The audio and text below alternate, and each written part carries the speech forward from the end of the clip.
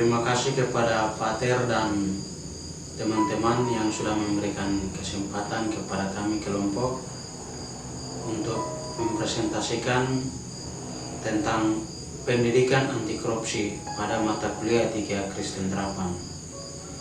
Pada kesempatan ini saya Florentinus Tebai, mahasiswa STFT Fajar Timur, dan teman saya Laurentius Sopiaya, mahasiswa dari STFT Fajar Timur tingkat 3, akan mempresentasikan tema tentang pendidikan anti korupsi. A. Tindak pidana korupsi. Modus operandi tindak pidana korupsi dilakukan secara terselubung, terorganisir, dan berdasarkan suatu keahlian yang dimiliki seseorang.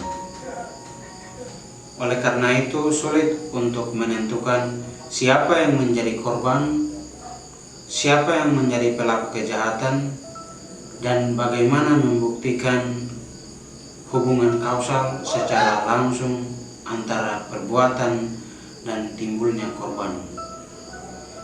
Namun demikian, dampak luar biasa pelan namun pasti akan mungkin negara dan masyarakat.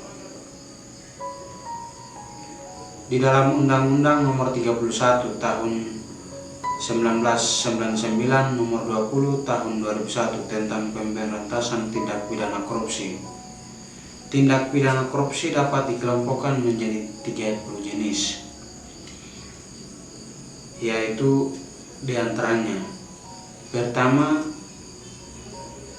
profesi pegawai negeri, tindakan menyuap memberi hadiah, keterangan pegawai negeri lain karena jabatannya,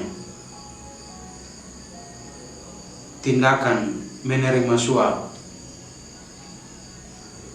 tindakan menerima hadiah yang berhubungan dengan jabatannya,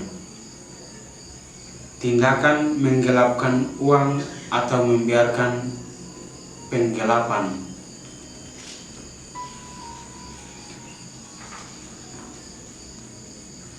tindakan memalsukan buku keterangan untuk memeriksakan administrasi, tindakan merusak bukti, tindakan membiarkan orang lain keterangan merusak bukti, tindakan membantu orang lain keterangan merusak bukti, tindakan memeras keterangan kepada pegawai negeri lain, tindakan menyerobot tanah negara, keterangan berakibat merugikan orang lain, tindakan turut serta dalam pengadaan yang diurusnya, tindakan menerima gratifikasi, keterangan melaporkan ke KPK.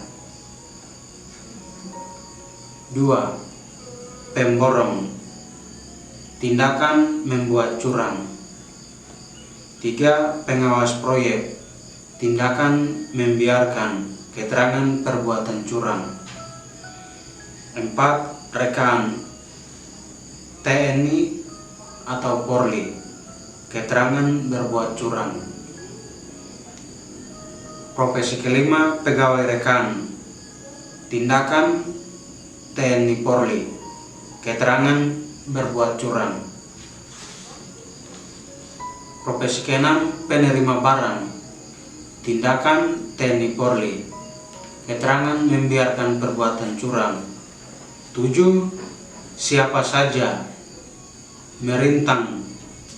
merintangi, keterangan proses pemeriksaan perkara korupsi. Profesi ke-8, tersangka, tindakan tidak memberikan keterangan mengenai kekayaannya. Profesi ke-9, siapa saja, tindakan menyuap, keterangan hakim. 10. Siapa saja, tindakan menyuap, keterangan advokat. Tindakan ke-11, profesi ke-11, hakim dan advokat, tindakan menerima suap. Keterangan secara bersama-sama.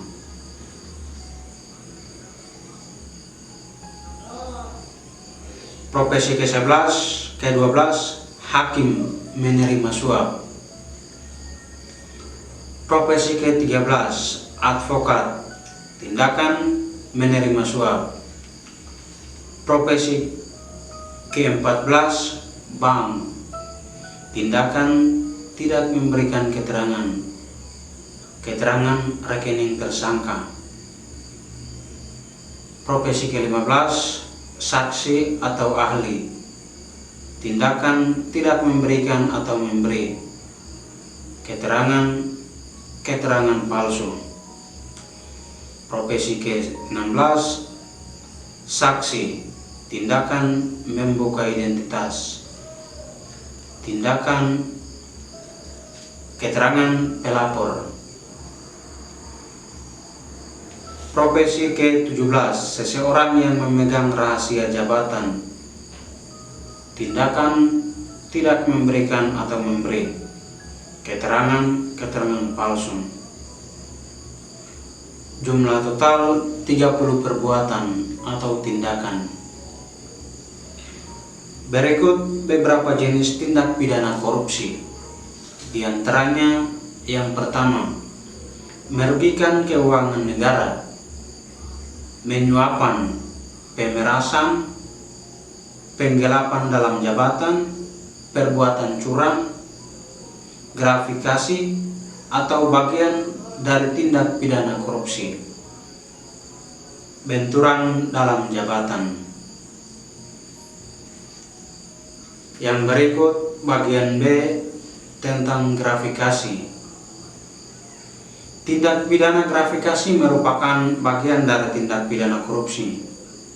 Secara sederhana dapat digambarkan sebagaimana dalam bagian di bawah ini. Gratifikasi, pemberian dalam arti luas, uang, barang, diskon, komisi, fasilitas lainnya, tiket perjalanan, fasilitas penginapan,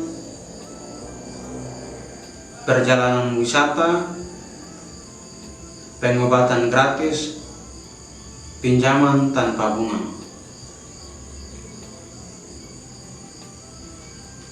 Bagian ini merupakan bagian dari tindak pidana korupsi. Secara sederhana dapat digambarkan sebagaimana dalam bagian di bawah ini. Di bawah ini akan diberikan gambaran perihal alur kerja pelaporan gratifikasi.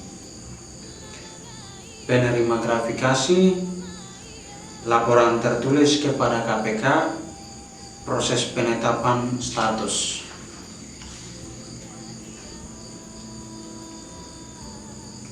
Proses penetapan status, proses penetapan status, proses penetapan status. Dapat bekerjasama penerima gratifikasi, Menteri Keuangan. 30 hari kerja sejak gratifikasi diterima. Pasal 12C Undang-Undang Nomor 20 Nomor 2 Tahun 20 Nomor 20. 7 hari kerja sejak diterapkan status gratifikasi. Bagian kedua, kategori pelayanan publik. Pelayanan publik meliputi segenap hajat hidup masyarakat Indonesia, pelayanan terhadap kesehatan, pendidikan, dan pekerjaan merupakan hal masyarakat yang tercantum di dalam pasal 27 ayat 1 dan Undang-Undang Dasar 1945 Amandemen. Pasal tersebut menyatakan bahwa di setiap warga negara bersamaan kedudukannya di dalam hukum dan pemerintahan serta wajib menjunjung pemerintahan itu dengan tidak ada kecualinya. Tiap-tiap warga negara wajib menjunjung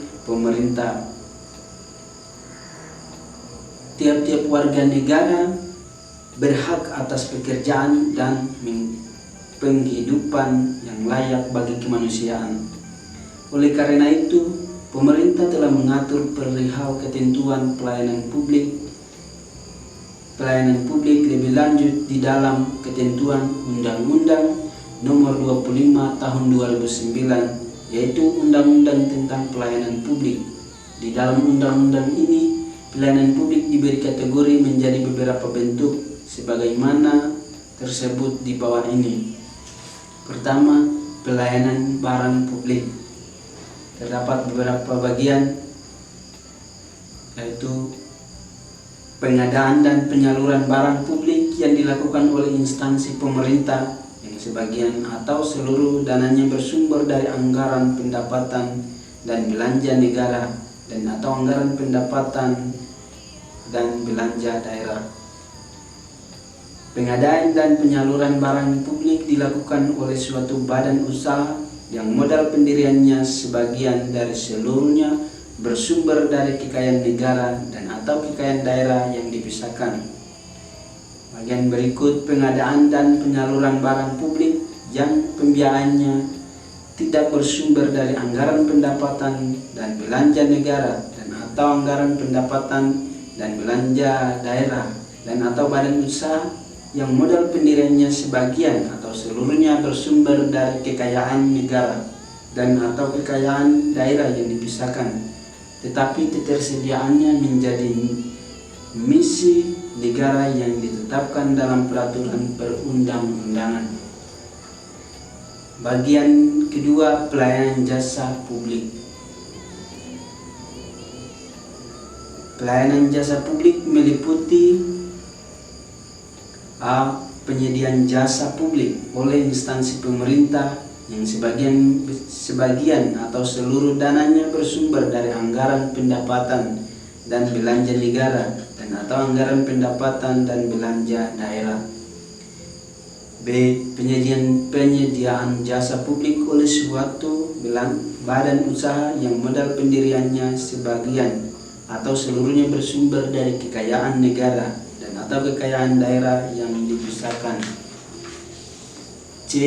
Penyediaan jasa publik yang pembiayaannya tidak bersumber dari anggaran pendapatan dan belanja negara atau anggaran pendapatan dan belanja daerah atau badan usaha yang modal pendiriannya sebagian atau seluruhnya bersumber dari kekayaan negara dan atau kekayaan daerah yang dipisahkan, tetapi ketersediaannya menjadi misi negara yang ditetapkan dalam peraturan perundang-undangan. Bagian ketiga adalah pelayanan administratif yang meliputi tindakan administratif pemerintah yang diwajibkan oleh negara dan diatur dalam peraturan perundang-undangan dalam rangka mewujudkan perlindungan pribadi, keluarga, kehormatan, martabat, dan harta benda warga negara. Bagian B. Tindakan administratif oleh instansi pemerintah yang diwajibkan oleh negara dan diatur dalam peraturan perundang-undangan serta diterapkan berdasarkan perjanjian dengan penerima pelayanan. Kewajiban penyelenggara adalah menyusun dan menetapkan standar pelayanan, maklumat pelayanan, dan mempublikasikannya, menempatkan pelaksanaan yang kompeten, menyediakan sarana, prasarana, dan atau fasilitas pelayanan publik yang mendukung terciptanya iklim pelayanan yang memadai, memberikan pelayanan yang berkualitas sesuai dengan asas penyelenggara pelayanan publik, melaksanakan pelayanan sesuai dengan standar pelayanan, berpartisipasi aktif dan mematuhi peraturan perundang-undangan yang terkait dengan penyelenggara pelayanan publik, memberikan pertanggungjawaban terhadap pelayanan yang diselenggarakan, membantu masyarakat dalam memahami hak dan tanggung jawab, bertanggung jawab dalam mengelola organisasi penyelenggara pelayanan publik, memberikan pertanggungjawaban sesuai dengan hukum yang berlaku apabila mengundurkan diri atau melepaskan tanggung jawab atas posisi atau jabatan, dan memenuhi panggilan atau mewakili organisasi untuk hadir atau melaksanakan perintah suatu tindakan hukum atas permintaan pejabat yang berwenang dari lembaga negara atau instansi pemerintah yang berhak berwenang dan sah sesuai peraturan perundang-undangan. Adapun larangan bagi pelaksana adalah a. merangkap sebagai komisaris atau pengurus organisasi usaha bagi pelaksana yang berasal dari lingkungan instansi pemerintah, badan usaha milik negara, dan badan usaha milik daerah. B. Meninggalkan tugas dan kewajiban kecuali mempunyai alasan yang jelas, rasional, dan sah sesuai dengan peraturan perundang-undangan. Dan C. Menambah pelaksana tanpa persetujuan penyelenggara. D. Membuat perjanjian kerjasama dengan pihak lain tanpa persetujuan penyelenggara. E. Melanggar asas penyelenggara pelayanan publik. Sebagai pelaksana penyelenggara pelayanan publik, maka harus pula taat pada pedoman perilaku sebagaimana diatur dalam pasal 34, yaitu adil dan tidak diskriminatif, cermat, santun, dan ramah, tegas, andal, dan tidak memberikan putusan yang berlarut-larut, profesional, tidak mempersulit, patuh, dan pada perintah atasan yang sah dan wajar, menjunjung tinggi nilai-nilai akuntabilitas dan integritas, intuisi penyelenggara, tidak membocorkan informasi atau dokumen yang wajib dirahasiakan sesuai dengan peraturan perundang-undangan, terbuka dan mengambil langkah yang tepat untuk menghindari benturan kepentingan, tidak menyalahgunakan sarana dan prasarana serta fasilitas pelayanan publik, tidak memberikan informasi yang salah atau menyesatkan dalam menanggapi permintaan informasi, serta proaktif dalam memenuhi kepentingan masyarakat, tidak menyalahgunakan informasi, jabatan, dan atau kewenangan yang dimiliki sesuai kepantasan dan tidak menyimpang dari prosedur. Bagian ketiga adalah etika publik. Etika publik adalah refleksi tentang ukuran atau norma yang menentukan baik buruk, benar, salah perilaku, tindakan, dan keputusan untuk mengarahkan kebijakan publik dalam rangka menjalankan tanggung jawab pelayanan publik. Oleh Haryat Moho pada tahun 2011, terdapat beberapa asas dalam penyelenggaraan pelayanan publik, pelayanan pemerintah, dan perizinan yang harus diperhatikan oleh Adminto dan Atik Seti Winarsi pada tahun 2006. Dalam melaksanakan penyelenggara pelayanan publik, dibutuhkan suatu pengawasan yang harus diperhatikan oleh subjek penyelenggara pelayanan publik. Pengawasan terhadap penyelenggaraan pelayanan publik dilaksanakan dengan cara sebagai berikut. Pertama, pengawasan melekat, yaitu pengawasan yang dilakukan oleh atasan langsung sesuai dengan ketentuan peraturan perundang-undangan. Yang berikut, pengawasan fungsional, yaitu pengawasan yang dilakukan oleh aparat pengawasan fungsional sesuai ketentuan peraturan perundang-undangan. Bagian terakhir, pengawasan masyarakat, yaitu pengawasan yang dilakukan oleh masyarakat berupa laporan atau pengaduan masyarakat tentang penyimpangan dan kelemahan dalam penyelenggaraan pelayanan publik. Bagian keempat, pengawasan terhadap pelayanan publik. Pengawasan terhadap penyelenggara pelayanan publik dilakukan oleh pengawas internal dan pengawas eksternal. Pengawas internal penyelenggaraan Pelayanan publik dilakukan oleh atasan langsung dan oleh pengawas fungsional. Sedangkan pengawas eksternal penyelenggaraan pelayanan publik dilakukan oleh masyarakat dan oleh ombudsman serta oleh Dewan Perwakilan Rakyat di provinsi, kabupaten, atau kota. Tata cara pengaduan dilakukan secara tertulis, memuat nama uraian kerugian material atau imaterial yang diderita, permintaan penyelesaian yang diajukan, dan tempat waktu penyampaian dan tanda tangan oleh KPK dalam keterangan pers pada akhir tahun 2017 menyatakan bahwa pelaku tindak pidana korupsi dari pejabat instansi pemerintah dimulai eselon 1 hingga 4, yakni sebanyak 43 perkara. Sementara 27 perkara melibatkan pejabat swasta dan 12 perkara melibatkan bupati atau wali kota, anggota DPR atau DPRD dalam 20 perkara yang ditangani KPK pada tahun 2017. Korupsi yang terjadi pada sektor pelayanan publik sangat beragam. Contoh yang paling sering dijumpai adalah markup anggaran pengadaan pungli pada penerimaan siswa baru, menunjukkan rekanan pada proyek-proyek pemerintah, pengurusan perizinan, dan lain-lain. Pelayanan publik merupakan salah satu sarana negara untuk memberikan jaminan kesejahteraan dan kenyamanan bagi warga negaranya. Oleh sebab itu, membangun, memelihara, dan menjaga sistem pelayanan publik dari perilaku korup merupakan keharusan.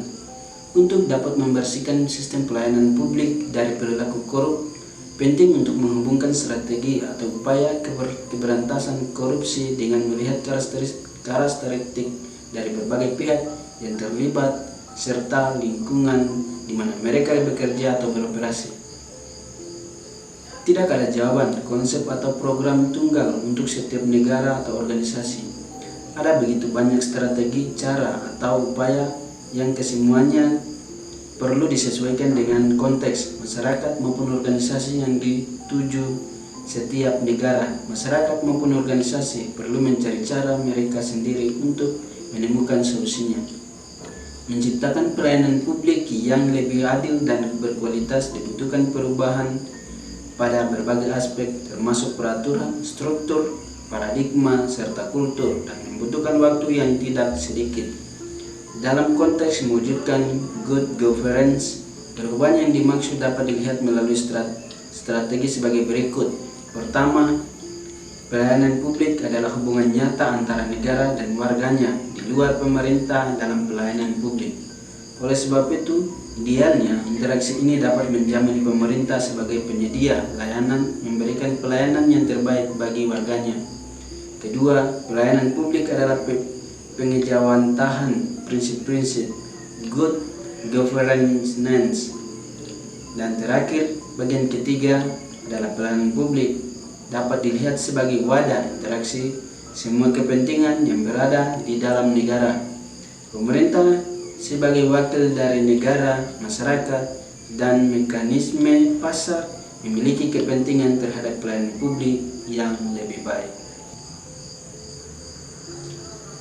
Demikian hasil presentasi kami tentang pendidikan anti korupsi, dan terima kasih kepada Pater dan teman-teman.